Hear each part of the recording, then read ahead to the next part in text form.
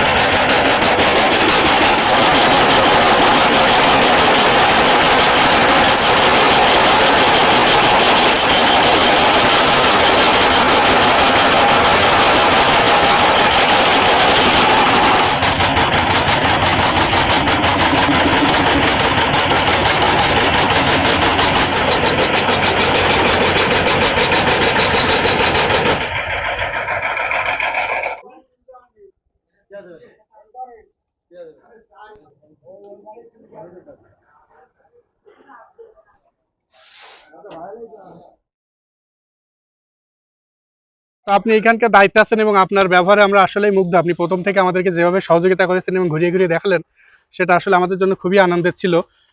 তো আপনাদের এই ব্যবসাটা কতদিনকার? আমাদের এই ধরেন বছর 2-1-3 এরকম 3 বছর মতন হয়েছে। বাংলাদেশের মানে শেষ প্রান্ত পর্যন্ত চলে যায় আমাদের কাঠি। এগুলো কুরিয়ারে আমরা বুকিং করে দিই, ওখান থেকে যার যার জায়গায় পৌঁছে যায় আর কি। চাহিদা কেমন বাজারে? চাহিদা আছে মোটামুটি। যদি মানে বাংলাদেশের যত লোক আছে আইসক্রিম খাওয়া তো কারো বন্ধ নাই। জি জি। তাহলে ওই বাংলাদেশের যত লোক আছে একটা করে আইসক্রিম খালি কত কাঠি লাগবে, আর আমাদের কাঠির মান ভালো।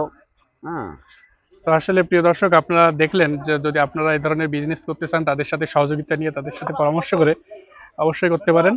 তো সবাইকে ধন্যবাদ। আসসালামু আলাইকুম।